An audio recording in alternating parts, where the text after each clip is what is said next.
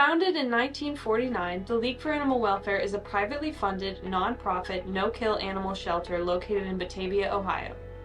The organization provides unwanted, lost, and neglected cats and dogs with much-needed care. Their mission is to reduce the number of animals left homeless and help people better care for their pets. The League also addresses the root causes of companion animal homelessness through assistance to local pet owners, including through their pet food pantry, spay and neuter voucher program, vaccine clinics, and veterinary assistance program. We sat down with Rhonda Kidd, the operations manager at the League, for more details about the organization. My name is Rhonda Kidd. I'm the operations manager here at the League for Animal Welfare, and I've been here about 9 years now. What does the League for Animal Welfare do? We are a non-profit no-kill animal shelter, the largest and oldest in the state of Ohio. Our mission is to reduce the number of homeless cats and dogs in greater Cincinnati area by providing compassionate no-kill shelter and programs to promote responsible pet ownership. How many animals are under your care? At any one given time for our shelter animals, probably about 200, I would say. Now, across the course of a year, for example, last year between our vaccine clinic and our spay-neuter clinics, we had almost 1,700 animals through. And that's just the clinic. We had almost 1,800 adoptions. So that's well over 3,000 animals that will come through these doors and get care, treatment, or adoption. How do the animals you care for come to you? So for dogs, we typically will work with other shelters in the area, in the greater Cincinnati area, that are open admission shelters to try to limit their euthanasia rates. So we will pull from them before it comes time to euthanize. And most of the tri-state area are still trying to operate under that no-kill umbrella for sure, but we like to help them out as much as possible. For cats, our local county shelter no longer takes in any kind of stray cats, so we are trying to fill that void. We're not an open admission shelter, so we don't have that much space for that, but we have certainly probably, I think, doubled our cat intake, if not tripled our cat intake, since they closed that part of the Clermont County shelter. So mostly strays and homeless cats in Clermont County. What are some precautions you take to keep the animals safe? We clean and sanitize kennels. We have certain chemicals, solutions that we use called Rescue that will permeate diseases and whatnot. We use those in kennels as well as cat cages to help limit that. Our clinic was built in 2019. We were slated to do a grand opening in 2020.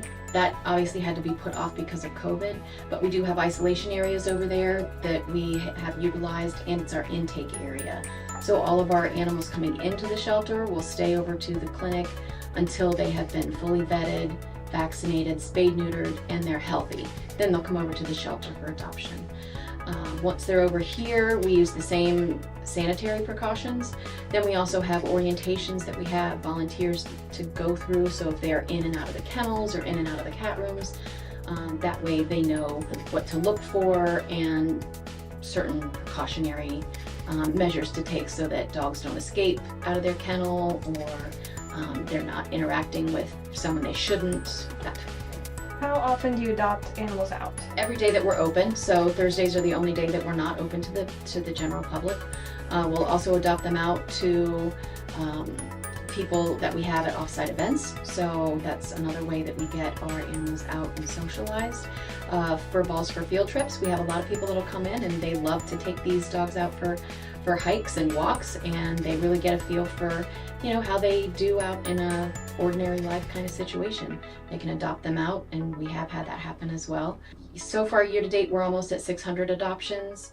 Last year we were at 1,758 adoptions, I believe, last year. What does the process of adopting an animal from the shelter entail? So we have a survey that somebody's going to fill out. It just gives us an idea of what their lifestyle is, what kind of animal they're looking for. That way we can make sure we try to find the best fit for them. So if they're looking for a really low-key, non-interactive dog, a puppy is probably not the way to go. So it just helps us identify a little bit more and point them in the right direction to see.